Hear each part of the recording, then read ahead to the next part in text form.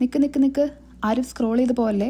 ഞാനെന്നൊരു കഥ പറയാം. ഈ കഥ നടക്കുന്നത് ഒരു 1.5 വർഷം മുന്നെയാണ്. അതായത് ഞാൻ കാനഡയിൽ വരുന്നതിന് മുന്നേ.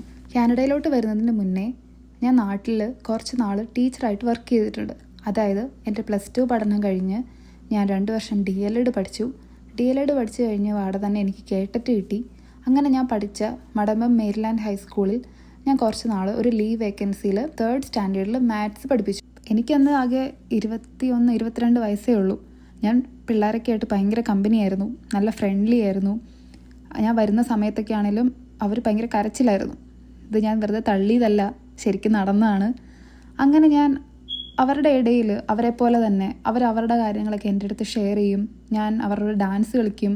അങ്ങനെ ഞാൻ ശരിക്കും എൻ്റെ ടീച്ചിങ് പീരീഡ് ഭയങ്കരമായിട്ട് അങ്ങ് എൻജോയ് ചെയ്യുമായിരുന്നു. ഞാൻ പഠിപ്പിക്കുന്ന സ്കൂളിൽ തന്നെയാണ് എൻ്റെ ഫാദർ വർക്ക് ചെയ്യുന്നത്. അവിടെ ഓഫീസിൽ ക്ലർക്കാണ്. എൻ്റെ വീട്ടിൽ നിന്ന് അത്രേ ദൂരമുള്ളൂ. ഞാൻ പഠിച്ച സ്കൂളാണ്. അങ്ങനെ കുറേ നല്ല മെമ്മറീസും കാര്യങ്ങളൊക്കെ എനിക്ക് ആ സ്കൂളുമായിട്ടുണ്ട്. അങ്ങനെ ഞാൻ അവിടെ പഠിപ്പിക്കുന്ന സമയത്ത് ഒരു ദിവസം 3ാം ക്ലാസ്സിൽ എൻ്റെ ക്ലാസ്സിൽ തന്നെ ഒരു 30 പിള്ളേരുണ്ട്. അപ്പം ഞങ്ങൾക്കിവിടെ 4 ഡിവിഷനാണുള്ളത്.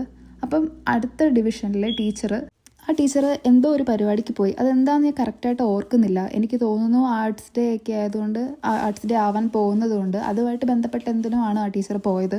അങ്ങനെ ആ ഒരു കുറച്ച് സമയത്തേക്ക് 2 ഡിവിഷനിലുള്ള പിള്ളേരെ ഒന്നിച്ചാക്കി. എന്നിട്ട് ഞാനായിരുന്നു അവിടെ ഉണ്ടായിരുന്നത്. അപ്പോൾ ആ സമയത്ത് ഞാൻ മാത്സ് ആയതുകൊണ്ട് തന്നെ ഞാൻ ഇവർക്ക് കുറച്ച് ആക്ടിവിറ്റീസൊക്കെ ബോർഡിൽ എഴുതി അവരെ കൊണ്ട് ചെയ്യിപ്പിക്കുമായിരുന്നു. അപ്പോൾ കുറച്ച് പിള്ളേർ, ഒരു ഗ്രൂപ്പ് ഓഫ് 3rd സ്റ്റാൻഡേർഡിലെ പിള്ളേരാണല്ലോ, നമുക്കറിയാലോ. ഇവർ പെട്ടെന്ന് അങ്ങ് വർത്താനം പറയാൻ തുടങ്ങി. അപ്പോൾ ഞാൻ അവർക്ക് ആദ്യം ഒരു വാർണിംഗ് കൊടുത്തു. പിന്നെ വർത്താനം പറഞ്ഞപ്പോൾ ഞാൻ അവരെ എഴുന്നേൽപ്പിച്ച് നിർത്തി. അന്നേരം നോക്കുമ്പം